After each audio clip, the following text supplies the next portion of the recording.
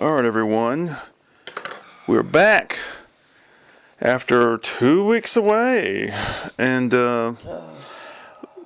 but we know what we need to do first is say what the name of the program is. This show is called, Nothing But Worry. Yes, indeed. My name is Lance Ash, and beside me on the sofa is Mrs. Lance Ash. first name Bonnie.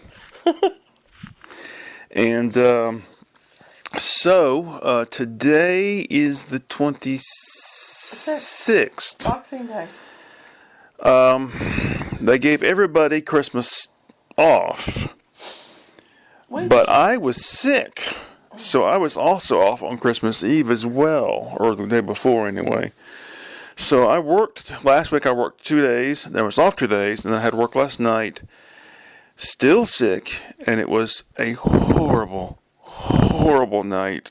Horrible. I'll get into that later, but last 2 hours I was there, I was just like, I'm staggering around The Walking Dead here. Anyway, so, I guess, I'll begin with you, and then we'll go over, like, basically get caught up on general news. How have you been? We've all been a lot better. Sometime last week or so, Peter went to work, was off for 2 days, went back to work. That morning, having complained about a sore throat, 12:30, he contacts me and said, I'm The Walking Dead. I said, talk to your boss. His boss listened to him and said, go over to that room over there in the hospital, and you're going to administer a COVID test. He tested positive. And they sent him home for 5 days mandatory. Within 2.5 days of him being home, I started getting a scratchy throat. And I am still getting over COVID. And then you ended up with COVID. So let me get a little extra detail here. So they're both of them. They're raging sick, right, for days. And every day Bonnie's like, "You don't feel sick yet? You don't feel any symptoms yet?" No. I know. But I'm like, "No, I'm invulnerable. I'm fine." And then a couple days ago, Boom. oh my God, I actually got dressed to go to work, got in the car, and started down the road and thought, there's no way. There's no way you're going to be able to make it through a whole shift. Came home, called in sick. And then have the next day off anyway for Christmas, the holiday. Anyway, It didn't hit you as hard. It really didn't. But I had you start taking your extra meds because you have Addison's. I told you you're going to start taking extra half tab every single time you dose. And I think that really helped you. If we had not remembered to boost it, it would have knocked you down even further. Well, whenever I get really sick, I always think, should I take an extra one? Don't hesitate. Yeah. You've got Addison's. Your body can't respond in the same way. You're on full hormone replacement at this point because of the surgeries and chemo and radiation, rather. And so what you take just brings you to a normal level. But when you get sick, that normal level isn't enough for your body to fight off illness. And that's why you have to take the extras. Yeah. So, in addition to being sick, what else has been going on with you? And what else, in general, is your, what's been going on? I can't think clearly because I've been sick for a week now. Yeah. I've been burning through books because I've been spending so much time crashed out. And the books, I can't even finish a chapter before, boom, I'm out like a light. I can't even tell you how long I slept today. I slept for so long. And my head, I still haven't gotten my taste back completely. My head hasn't cleared yet. My ears, I can hear better now.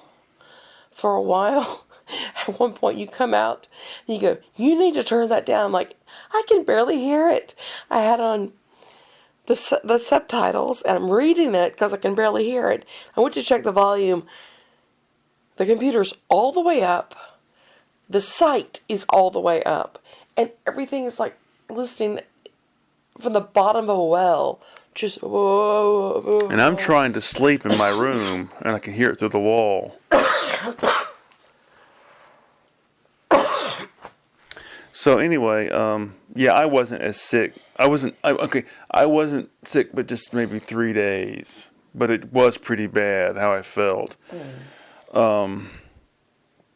So yeah, we didn't do a show last weekend because you were sick and you were passed out. And then the week before, I don't think we did one either because I don't remember. I don't know what happened that week. I don't remember. But last night I got to work, and I have to open 2 different sets of gates when I get there. One is the transportation gate, and one's the employee entrance gate. So I go over the transportation gate and open it, unlock it, and I look and I see they've got porta potties set up outside the building. Okay, I thought, well, maybe they're doing construction or something. So now I go around to the employees' entrance, pull in, and there are porta potties set up in the employees' parking lot. Okay, so I go up to the door to go in, and there's a sign tacked on the door that says, "The water's turned off. Plumbing problems." Oh my God.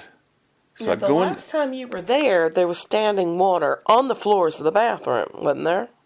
Well, they've been having plumbing issues for about a month. But I think the last day I was there, or no, the day before, the men's room toilet up near the box section wouldn't stop flushing, and it was spewing water up in the air, and water was all over the floor.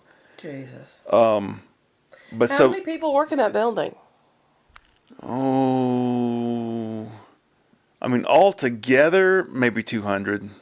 If Nikki's really pissed, she should call the health department. They can close you guys down for having hand washing water, no drinking water, no plumbing. This is ridiculous. If you don't have water, you don't have fire sprinklers. That might be a separate feed. But anyway, so there's no water in the building. And so I guess people have gotten pissed off about it because all the toilets that I saw had shit and paper in them. Because people decided, I'm just going to go ahead and shit and wipe my ass, and if it doesn't flush, it doesn't flush. So, what else happened? Close down the facility. They'll get it fixed. So anyway, in addition to that problem, there was mail everywhere because they gave everybody off for Christmas. And basically we had 3 days worth of mail just sitting there. Now I will say this, Amazon didn't show up at all. And they told me that there was no Amazon the day before either. So I'm off tonight, and the people who have to be there tonight are going to have to deal with 3 days worth of Amazon. And you're talking about maybe 50 containers of Amazon mail in addition to, when I walked out the door, there were, if anybody knows what a Gaylord is, it's a big box that they use to ship stuff in. Well, they also have really tall ones. The post office uses the regular short size ones that are about 3.5 feet tall.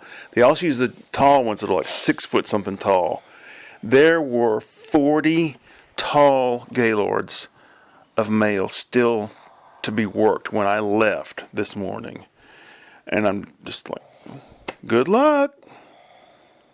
And if you've ever been in a grocery store and you see this giant 4 foot by 4 foot box and the produce is in it, that's a Gaylord. Sort of. It's a different kind, but yeah. It's a different kind. It generally has an area for the fruit to breathe, things like that. But those things are massive and they're expensive. When I was working freight and transportation, I would have to order those things, and it was one of the most expensive things we had to order outside of the actual mechanical equipment. We were always being told, whatever you do, don't throw those away, don't tear them, don't cut them the wrong way. Yeah, the ones we use at work that are owned by the post office have written on them, do not cut this box. It's meant to be used over and over. Mm-hmm. Well, sometimes you have no choice but to cut it because you can't get to the mail otherwise. So anyway, Footprint represents a standard shipping pallet, and when you load up a truck, you know that you can get a certain number of shipping pallets on there, and the Gaylords are meant to sit on top of those shipping pallets and be strapped to them. right? Yeah. So they're reinforced, heavy-duty, multi-layer cardboard things. The ones you see at the grocery store, especially for like shipping melons, they're waxed so that they don't get wet from produce or whatever. But the ones we use at the post office are not. And you wouldn't believe how many things get broken. And people ship molasses through the mail. Oh, God. Or barbecue sauce. Or motor oil. Laundry detergent. And they'll break. Or and the pallet. I mean, meat. Meat. You told me about meat. Oh, yeah. Bleeding. Years ago, had a styrofoam box, and I don't know why. I thought maybe I think I was afraid of it getting hurt or damaged or something, so I was going to take it directly out to the truck rather than put it into a container. So I hefted it up on my shoulder. I'm walking out to the dock, and something starts leaking down my shoulder, and I put the box down and we opened it up. It was a severed deer head with organs. And I was getting deer blood all over my shirt, all over my arm. Jesus fuck. Oh, God almighty. Anyway, it was a horrible night. And I did not feel well. And luckily, Bonnie had packed me a really, really good lunch. Bonnie always, no matter what my lunch is, she always sends me with a yogurt parfait, which is granola, plain yogurt, and whatever kind of fruit you want to throw in there, usually blueberries and blackberries, sometimes strawberries as well, and then a little bit of wheat germ on top as sort of a garnish. And you sort of layer it, and it's so good. So I had a big one of those, and she also made this pasta salad, which is it bow tie pasta? No, I have rotini pasta these days. It's what I could get in bulk for cheaper. So it's rotini, it's black beans, and it's fake chicken, because we don't eat meat. Rotels. And onions and mayonnaise? Spice with mayonnaise and Cholula chipotle sauce mixed in. Yeah, I should have put more hot sauce on it. That would have really helped me out a lot. Yeah, I slowly saute the onions until they are super soft. And I didn't have time last night or patience to brown them enough, but I ended up softening them and then cooking them in the rotels for a while. Added in the fake chicken after I'd thawed that in the microwave. Hey, give me one second. Poured it on me. All right, so keep going. How you make it? So I saute all that together, cook up the pasta separately, make a sauce based in mayonnaise, a little bit of oregano and cumin and Cholula, and so drain off the pasta, mix it in with the sauce, then pour in the chicken and bean mix. And you can have it hot or cold. Oh yeah, it's really good. And we've gotten so used to the Cholula brand Chipotle hot sauce I buy it in quarts. that she buys it. No, actually 2 quart size. Yeah, it's like a half gallon. Yeah. Because it's just cheaper than buying the little glass bottles. Yeah, I can buy 64 ounces for under $20. And little glass bottles are 5 to 6 ounces. And they're $5.69 if you can find them in stock. I think, we used to use Valentina brand pretty much exclusively, and then we discovered Cholula, which basically is the same. I don't know why we swapped over to Cholula. No, it's not. It's darker and smokier. But that's because it's Chipotle. Yeah, but it's really good. But we discovered Valentina because we used to go to this Mexican place called Taqueria La Paria, and they had just like an array of hot sauces you could try. And we tried it and we really liked it. Yeah. Now, before we got married, you didn't like hot sauce or wasn't into it. I did not. It's really funny. One of my best memories from early on, we took the babies to Charleston. Peter was 1.5. Reed would have been 3.5. And we couldn't figure out where we were going to eat one day. We're walking in downtown Charleston. Can I tell the story? Yeah, yeah. Okay. Bonnie had been doing research on Charleston, what to do, what to see in Charleston. And there's a place called the Colonial Bakery, and she'd heard about it for years. It was just a wonderful place. Well, Charleston was absolutely slammed with people. We had to park way out in hell. Now we're walking and walking. It's hot. We got 2 little tiny children with us, going through this crowd. We finally get to the Colonial Bakery, and it's big nothing. Yeah. There's nowhere to sit down. It's so like, oh, this isn't going to work. So we step out. We're walking down. Walk maybe another half block or so. I turn my head and look up, and over my head is a window, and it says burritos, no smoking. This is it. Hell yeah. So go on from there. We walk in, and it's a hole in the wall. But they know what they're doing. You walk in, you go up to the counter, you can see them cook everything on the grill. You get your order. We sit down, and Lance is like, "You guys got hot sauce?" They pointed to this tray. And there was a tray. I've never seen so many hot sauces in my life. It was filled with probably 3 dozen different hot sauces. Yeah, anything you want. And you went over there and picked out something or another or 2. But the coolest thing was where we were at in Charleston. We were 2 blocks away from the ocean. And so we're basically at sea level. And I don't know if you've ever had a soda at sea level. The bubbles are perfect. Yeah. And it came right out of the tap. And I get it. I sit down. And the bubbles are practically floating up my nose, you know. And I take a sip. It's the best goddamn Coke I'd ever had in my life because it was perfectly balanced. And the bubbles made it so refreshing. And it had those cubes that have the half circles in them. Yeah. So it catches the bubbles cubes, and it keeps them in. And so the entire drink of Coke was carbonated perfectly the entire time at sea level with these little bubbles caught in the ice. And our son, who now is 27, back then he was maybe 2. He was And it was a year and a half because it was October. was it that late? I thought it was more like August. Yeah, we went at the end of October, and November 1st, we took them trick-or-treating at that Publix thing down there. And then November 1st, the weather turned from hot to cold overnight. But there's a picture of Peter and me on the beach at Charleston. Mm-hmm. He's standing there. I'm squatted down behind him. We're both looking in the same direction. And the brow line is exactly the same. You can tell that's his kid, you know. That's that 5% Neanderthal showing up there. You guys have very strong So brow funny. lines. For saying that, Peter's voice and his laughter is basically yours, Mine. but turned into a man's voice. And then Reed has a lot of your sound, too. Really? Yeah, she does. Wow. So in March they will be 30 and 28, which I can't fathom. So our anniversary's coming up.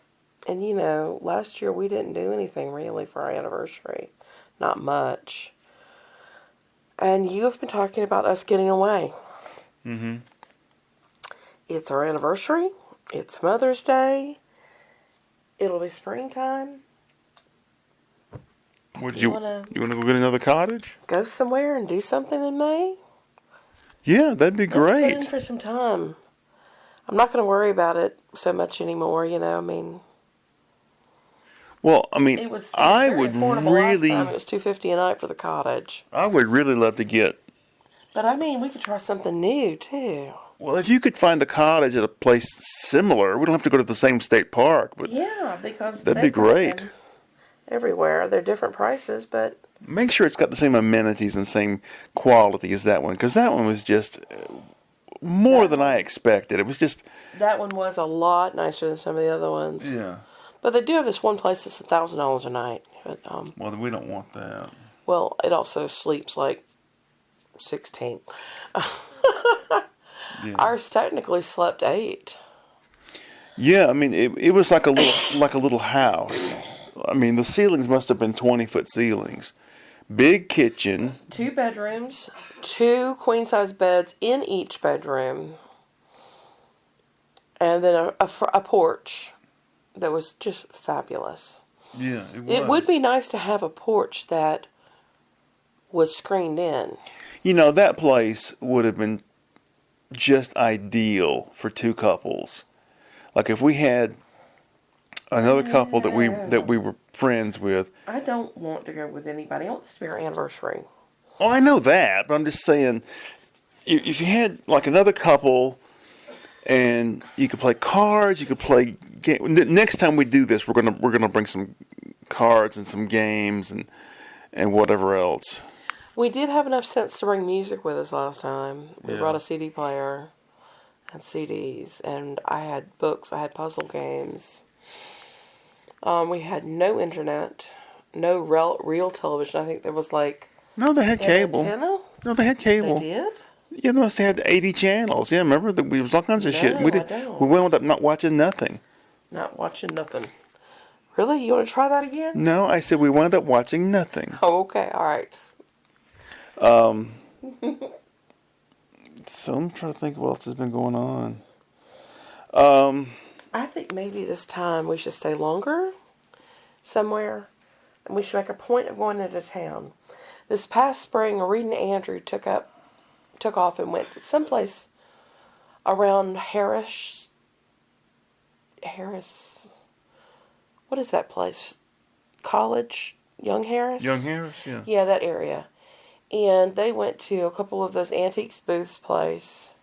They went out to eat several times. Oh, there was a Sasquatch museum. Or rather, Bigfoot museum. Yeah, they did other things. I think that would be nice if we could find a place that had the little extras. But when we went this last time, it had been my expectation that we would go into Gainesville and eat out a couple places. Yeah, but we were like 30 minutes from it, and it just didn't make sense given the length of time we were going to be there. Because we were there for 2 nights, so that meant being there for 1 full day. And we got there relatively late, because I think the check-in was like 4 o'clock.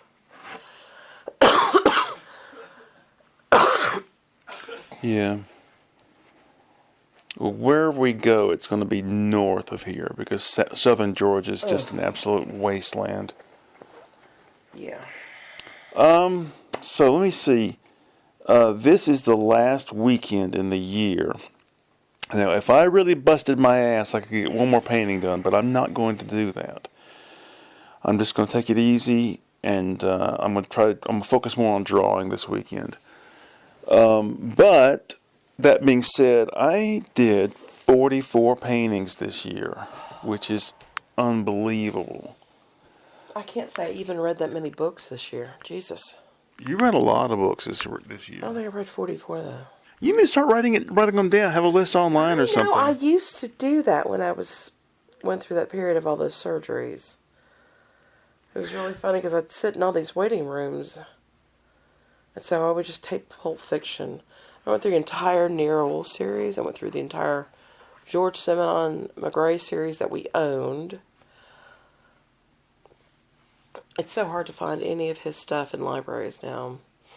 Well, when I was 13, roughly, that's when I really became a big reader and just started reading voraciously. And it got to be a thing in the family. He's a reader, he's a reader. Well, anyway, one day my grandmother. Your people are backwards. They are. Woods, rather. So, my grandma, I was riding in the car with my grandmother, and she said, you ought to start keeping a list of all the books you read. And I thought, a reader too. No, that was my father's mother was a reader. This was my mother's mother. She suggested it. Great. Yeah, she said, Really? So, and I thought, you know what? That's a damn good idea. So I started keeping a list, and I've kept it ever since. I've got a folder with pages and pages and pages of this list that I started when I was 13. And it's funny. I used to rate the books with 1 to 4 stars or whatever. And I don't do that anymore. But give me 1 second. I got to take care of something. Sorry about that, but my beard and mustache has reached the unmanageable stage, and it goes up my nose. And also, a little gross here, but the nose hairs and the beard hairs sort of become indistinguishable from each other. So sometimes you have to... Oh, you're officially old. Just reach up there and snag whatever you can. Stop! So anyway... Oh my God. You wait till you start growing a beard. All right. So anyway, we actually have some topics written down, but these are from 2 weeks ago. Now the first one is, okay. Everybody knows by now that Rob Reiner and his wife were stabbed to death by their son, or by his son. Their son. And everybody knows that Trump released this just totally unhinged response, making it all about himself. Well, anyway, I was reminded yet again by something.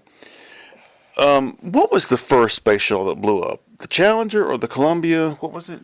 Space Shuttle Challenger, I think. This was when Reagan was in office, and I must have been 12. Okay, 11, 12, somewhere in there. All right. A day or two later, Reagan met with the families of the people who died on the space shuttle, and they're lined up, and he goes up to them. And he's hugging each one of them. And I saw this on the news, okay? And I remember at that age suddenly realizing that the president is more than just the head of the executive department. He is seen as a national father figure. He's seen as a national consoler. He's seen as the focus of the national captain at the helm. Conscience. He's the one that keeps the boat upright. And I remember thinking, that's really interesting, because these people, they may not be Reagan supporters. They may actively dislike his policies or his policy positions. But still, he's the president, and he's expecting to show some sort of sympathy and concern. It's like when Obama got really upset at the Sandy Hook shootings. We all did. And Trump has none of that. He has none of the ability to feel anything. Everything has to be filtered through his ego and how does it affect me? How do I look? What does he get? Right. And it's really sickening. I remember it is. When Trump was first elected, not long after that, this meme was going around. It was a picture of John Wayne, and the caption was, "Never apologize. It makes you look weak." And that sort of mentality is partly at the root of Trump's appeal, or the what people who vote for him, voted for him, want. They want, hard, tough, unfeeling, monster-like people. That's what they want in life. And it's really sickening.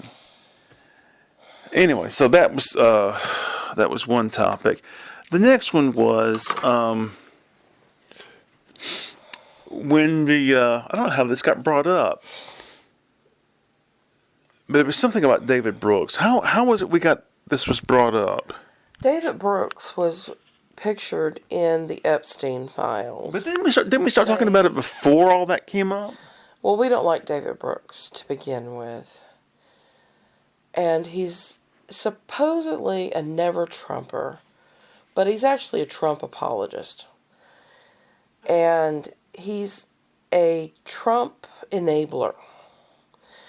And he's also one of those that creates these ideas whole cloth, or he takes a spin and runs with it.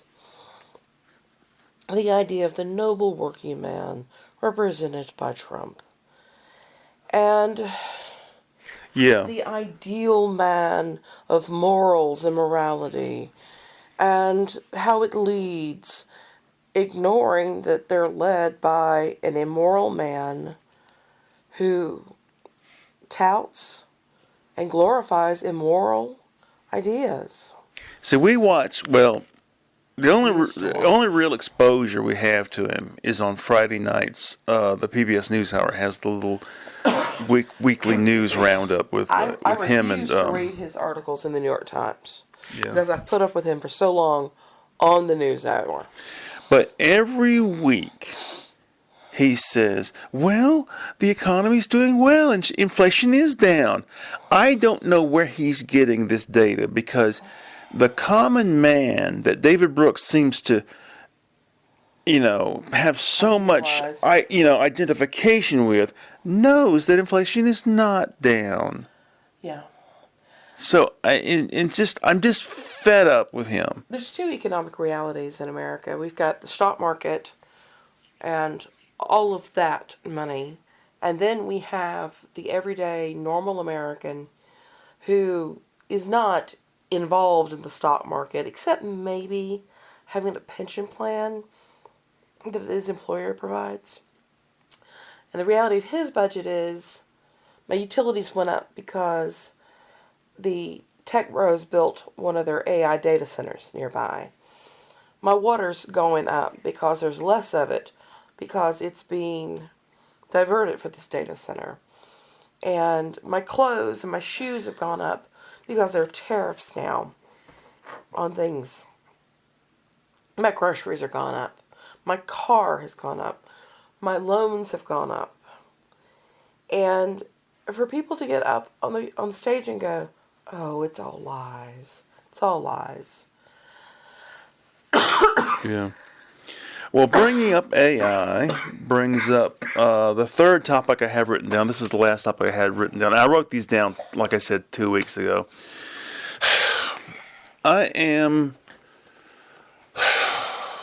AI is so much in the news that you'll see, and I'm going to confess something. Basically, all my media comes to me through YouTube. I mean, I don't look at news sites anymore, and I don't watch anything else on any other platform but YouTube. But you see these videos, why you should be worried about AI, why you shouldn't be worried about AI, and it's back and forth, back and forth.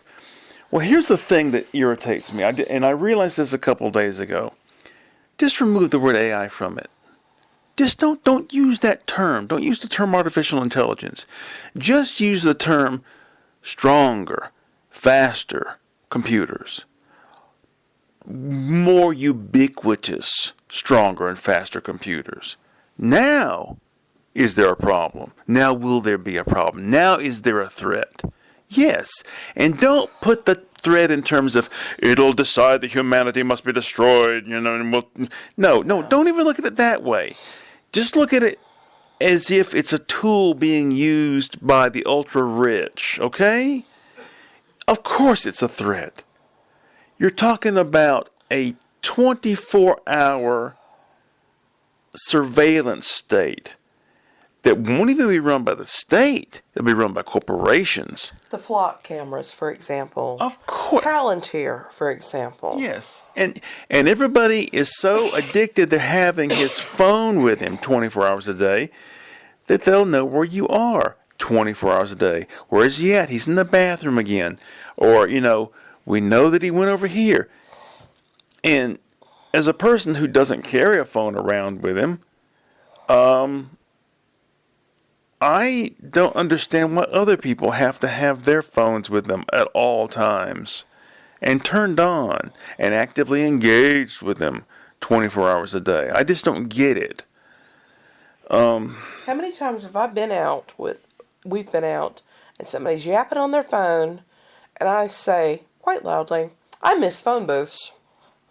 Yeah. Because, you're like, go over there, away from us. So we don't have to listen to your bullshit. People, they'll ask me, well, why don't you listen to music at work? Or, well, first of all, I have earplugs in because I want to protect my hearing, what's left of my hearing as long as I can, because you wouldn't believe how loud the post office is on the inside. So I can't wear, what do they call them? Earpods? What do they call them? Earbuds? Earbuds, because I'm not going to wear big headphones because I'm pretty much sure they tell me, you got to take those off. And I don't have the access to. They used to make CD players that you could wear, they would work hanging vertically off your belt. But again, I'm just not going to be engaged with my phone, okay? It's one of the things that irritated me about looking for a new Subaru. Well, there's no reason to put a CD player in cars now because everybody just listens to either Spotify or whatever the fuck it is, and then or hooks their phone is to it. I'm sorry, I'm just not going to do it. Since we got the Sonata, I have received no less than half a dozen emails. We noticed that you haven't signed up for some kind of hook up your phone, connect to your car service. Mm-hmm. And I'm like, no, I shouldn't have to hook up to my car for you to tell me what the status of my battery is. Mm-hmm. I shouldn't have to hook up to my car to tell them which driver is here in the seat now. I don't want that.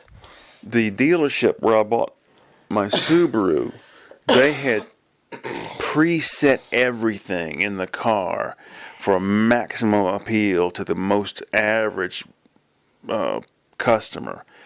So they had all these top 40 stations and pop stations and country stations. R&B, one of the presets on the radio was for Sirius XM or whatever it's called, and it was for a country channel on the thing. And so we did away with that as soon as possible. Yeah. When I had the first... They have already transferred the Sirius membership into your name, by the way. Yeah, it's like a free trial, though. Yeah. When I bought the first Subaru... You haven't gotten the title of the car yet. You haven't gotten your tags for the car yet. But you have a Sirius membership already. Oh, they've sent me some emails, and I've marked them spam and got... But when I had the first... Because I'd heard about Sirius for years, mainly because Howard Stern's on it. And when I had the first Subaru, it came with a free 6-month or 9-month subscription to Sirius. And I tried it, and it's just a big nothing. It's like, well, first of all, it's radio. So we decide what you're going to listen to next. And it's like cable. When I was a kid, we didn't have cable way out here in the boondocks. And you'd hear kids at school talking, oh, cable, we got to see this, we got to see that. We get this. When you finally get cable, this is back in the 80s, I don't know about today, but you realize it's a big bunch of shit. We have 300 channels, but half of them are shopping. Most of them are garbage. And then the couple that, it's just, So all the sports that are on cable are geared towards people who are going to be gambling on it. Because, who the hell else would be watching billiards and bowling on cable? Well, What the fuck? I thought you were able to tailor your ads on YouTube. But I'm getting You have ads. to log in and tell them what you like. I've and done sign this. up. I don't want ads for gambling. I don't want ads for tobacco. Cigars. But I'm getting ads for FanDuel or FanPix or whatever it's called, and for Zen, those little tobacco pouches for your mouth. Jesus. Every once in a while, YouTube catches on to the fact that I'm using ad blockers, so I have to turn off all my ad blockers. And I do the click on it, go back, click on it, go back, click on it, and then it skips the ad, if you do that back and forth thing. Oh, yeah. I do that for several days, up to a week, or I just, curtail what I'm watching. Because I have gone back to watching YouTube. And, Oh, did you not for a while? I did not. I did not watch it for a while. I had become absolutely consumed. And, so this past month, the same thing happened. And then at some point or another, I tested, and sure enough, my ad blockers worked again. They stopped looking. Yeah. So. Well, I was really proud of myself. The 2 days I was off in the middle of the week. I don't know what. Well, I know what it was. I saw a picture on Pinterest that made me think of Andy Summers. And I thought, you know what? I'm going to go get an Andy Summers CD out, and I'm going to listen to that instead of poking around on YouTube. And so I put it in, and for like 45 minutes I'm listening to this instrumental record, and I thought, this is great. You ought to do this more often. I had to have the strength of character to turn the goddamn YouTube off and listen to something that I chose with no ads interrupting. What do you usually listen to? What subjects do you listen to on YouTube? Watch. Well, a lot of anti-Trump videos. And if there's a new Caravan of Garbage, I'll listen to that. Or Is Kermode worth it anymore? It's hit and miss. Because most of the movies he discusses, I have no interest in hearing about anyway. Yeah. I'm not going to, so. And George Rockall Schmidt is just kind of. He's petered away into nothing, yeah. I do, first and foremost, I hate to say it, cat videos. Because I can look at a cat video and make myself happy. And then I do finance. I do a little bit of, general news. I can't watch a lot of it. And then I do the late night news / comedy, like Colbert and Kimmel. See, those things, the thing is, the stuff I don't even do cooking videos much anymore. Really? See, the thing is, I don't actively watch it. It has to be something I can listen to. So anything with a lot of graphics, like the other day there was a video that looked interesting. It was paintings done by mentally disturbed people. And I thought, this looks good. And then I thought, well, wait a minute now. I'm going to have to sit here and look at it. I'm supposed to be just listening to it while I paint or draw. I like folding laundry while I've got the YouTube going. Mm-hmm. It's just a good space for me because I've got all those different levels to organize it on. And I don't have to pay attention when it's a financial thing, I mean, I don't have to look at it. I have to listen, but... And the comedy, however, a lot of the things do have visuals that are quite funny. The cats I need to look at. I know. My grandmother would shell peas while she was watching her soap operas. Oh my God. She was so funny because this is my dad's mother. She had this 3 or 4 soap operas she watched every day. And she would talk back to the television. Oh, you don't trust him? Like somebody would say, I'm going to get you, Barbara. And she would say, he says he's going to get her. Watch out, Barbara. Oh, my God. Oh, she was so funny. She was a sweet lady. One day, we lived on this side of the road. They lived right across the street. And next door to her, my cousin lived. My cousin's about 3 years younger than I am. And she would babysit him every day. or he would go stay with her anyway. And the old Ron Ely, late 60s Tarzan show used to come on every morning around 10 or 11 or whatever. So I walked over there to go see him, and I walked in, I'm like, where's Jason? She goes, he went home because they took Tarzan off the TV. Wasn't that a dirty trick to play on a little boy? And I thought, Oh, that's my grandmother. She loved the kids. we had grandbabies. We'd spoil them too, but God, we Oh, don't yeah. want grandbabies in this. Not in this world. No, I mean, I've seen, and this has been 3 or 4 years ago. I was at Walmart, and they had a toy cell phone with a little mirror where the screen is that you're supposed to give your toddler to get your toddler used to not only playing with the cell phone and engaging with it, but identifying with it because there's my picture on it. Oh my God! Contrast it to when I was growing up. There is an early picture of us in Bremen, and I'm in downtown Bremen, and I am pointing the camera at my dad. I have my own kid-sized camera. And then I remember years later, my granddad sending me a kit to make my own pinhole camera. And that's the kind of things we were given. Now, cell phones, laptops, pads, iPads. I was working for this one group back in the late 2010s, and this guy had a baby under 1, and he'd set her up in front of a goddamn tablet, and she needed to push a button. It would start the story. He would read a story to her. Yeah, I mean, We worked in a fucking book warehouse. We sold books.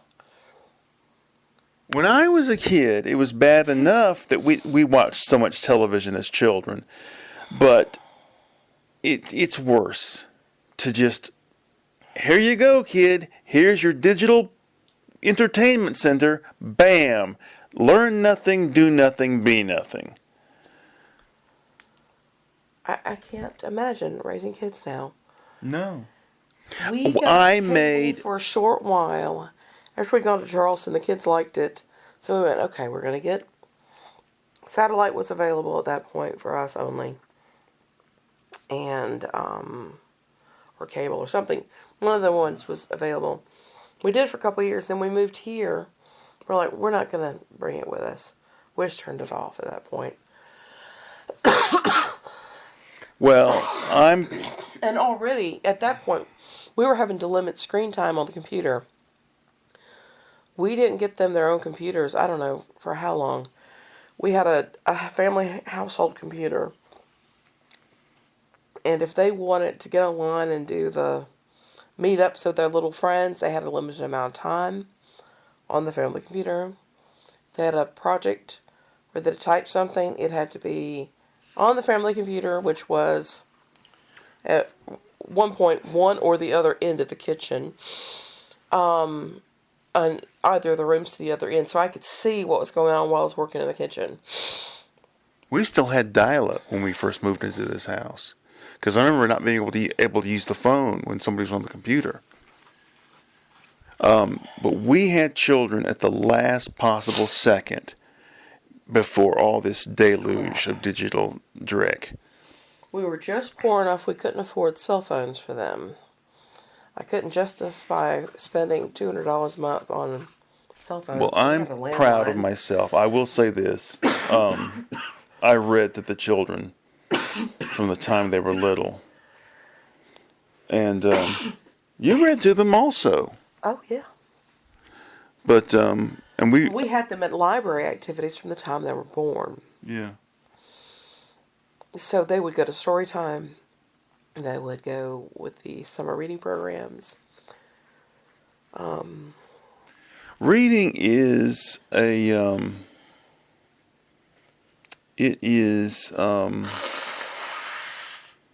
it's like an exercise. You can fall out of the habit of it. your reading ability can become atrophied, but you can strengthen it, and it does require different levels of attention. it requires building up that ability to stay focused, but it can be done. And I know that both the children have the ability to read a whole book, Yeah. a novel. Peter still reads a lot. I don't know that Reed reads that much anymore. She and Andrew still exchange books. But, she's just so tired when she gets home after shift at the hospital. She's been working 10-hour days on shift, and she's on her feet the entire time. And she's like, I get home and I just want to veg. She said she's been getting home, crashing on the couch. After, of course, the cat assaults her and has to be fed. She crashes on the couch. The cat sleeps with her. Then she wakes up at some point, realizes she hasn't eats, goes, takes a bath, and goes to bed. Well, now that I know how things turned out, I wish that each of them had gotten nursing degrees. Because they both wound up working at the hospital anyway. And one works at the cafeteria and one works in supply. And one has a degree in history and one has a degree in English. I mean, they might as well have just gotten nursing degrees. I don't know. They would be making twice as much money. I think they should have gotten degrees in some of the technician stuff up there. Like doing x-rays or being a surgical assistant or something like that. Yeah. I'm going to get a sip of tea. I'm going to let this keep running. I'm carrying the recorder with me into the kitchen. Oh, dear me. Hold on, here am I go. Ah, yes. We bought, it was Thanksgiving week that I was off work, and we went up to the Beefwood Highway Farmers Market and we bought some bruschetta, which is sort of basically tomatoes and different kinds of vegetables just chopped up into a spread. Anyway, the bruschetta we got, I put some on a roll earlier. It's so tasty. I wish it was a little more spicy, but still, it's really good. That'd be good with some melted Swiss cheese and some spinach. And, if you ate meat, that'd be really good with like a, what do they call it? Well, we've got pastrami? Oh, yeah. Some strong flavored type meat. Yeah. Oh, I'm so disappointed in Reed. Reed's a meat eater now. Not that much. She'll have chicken every once in a while and shrimp every once in a while. I think meat is addictive, and once you get used to that burst of flavor, she doesn't buy it for herself, though. That's the thing. Like, she went over to Susie's for Christmas Eve, and Susie made ramen bar again, and she put a couple shrimp on top and some chopped chicken in it. But, they went to Medieval Times, that crazy little Ren Fair dinner theater thing. She said they were given half a chicken each to eat with their hands. Yeah. No forks, only knives. That's funny. I doubt they have a vegetarian option. No, they don't. Yeah. They consider chicken vegetarian. Yeah. When she told me it was half a chicken each, I said, well, that explains why it was $75 for each person. Jesus. Well, years and years and years ago, I read that the average Scotsman does not eat vegetables at all. Yep. It's just totally meat and oats, I guess. Yeah, the joke is, welcome to Scotland. No veg for the next 400 miles or something like that. Yeah. Why waste that grain eating it when you can turn it into whiskey? Oh, me. Well, we're approaching the end of the episode. Good, because I'm tired of coughing. And sneezing and hacking and wheezing. Yeah, If we could I'm do tired of 5 it. more minutes, we'd have an even hour. Oh, Is there well, anything yammer else? on, dear. Is there anything else to be brought up? Anything for the year in review? The last 5 minutes. I don't know. Your mother died this year. My mother died this year, and Did your sister move to Montana this year, or was it last year? it was this year. Jesus. But the amount of money my mother left us in the inheritance is what? Hold on a second. Well, anyway, I'm less worried about our future. Oh, I still worry. I may be able to retire. That's the point I was getting at. Yeah. Because this coming year in April, I'll have 28 years at the post office. So, if I could retire, that'd be great. Because I hate that job. Hate the post office. Hate everything about it. Anyway, I like my new car though. Did we talk about buying your new car last time? Yeah, we've already mentioned it on the show. Yeah, I really enjoyed driving it the other weekend when we went out. Oh, it's good. It's a spiffy little car. Yeah, and you like you find the seats more comfortable. Hell yeah. At first I thought I was going to need to sit on that blanket because the leather seats would be cold, but really, turn on the seat warmer. I don't want to do that. But once you sit in the seat for 30 seconds, it's warm. I mean, that's basically it. You warm up your car before you leave every day. If you just turn on the seat warmer, then when you get in the car, turn off the seat warmer. I don't want to do that. It just seems like an unnecessary luxury. Excuse me? Using power just to warm your ass? I don't know. It's not that cold. The heat during the winter, the AC during the summer. Yeah, this is the guy who would not turn on the AC in the car sometimes because he thought it would save a little bit of gas. Mm-hmm. It drove me nuts when I found this out. If we had known everything that we know now about each other, I wonder if we'd still have gotten married. If we had not had the kids straight away, we wouldn't have stayed married. But we committed to having children together. We committed to making it work. And we committed to becoming what the other one needed, but allowing each other to have our own space. And that's another thing. Your biggest complaint about your mother was that he couldn't have a moment of peace alone. She wouldn't leave him the hell alone. Yeah. But people grow and change as they get older. And sometimes you can't help it. Sometimes you just grow and change in different directions. You and I happen to have grown and changed very similarly and in tandem, I think part of it was the dialogue we established with each other early on. That we respected each other's input and we realized that we didn't have to approach everything from an emotional level, that we could analyze something, and that it didn't have to always be about us and our feelings and all that kind of shit.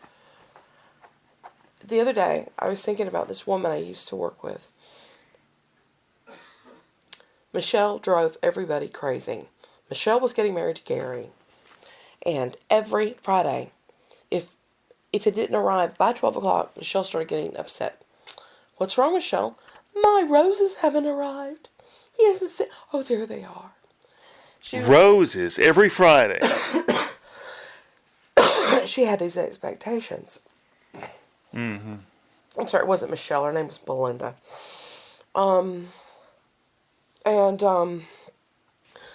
So she would go on about my wedding, my wedding, my wedding. No one, I mean not a one of us, went to her wedding. We all pitched in, put them in the envelope and said, have a good marriage. But none of us went to the wedding. We were so sick of it. I realized he's probably having to give her roses to this day if they're still married. That's funny. All right, where are we at here? Oop, we reached an hour. All right, any further thoughts? All right, Bonnie's hacking her lungs up. So that's going to be the end of it. We'll talk to you next weekend. Bye-bye.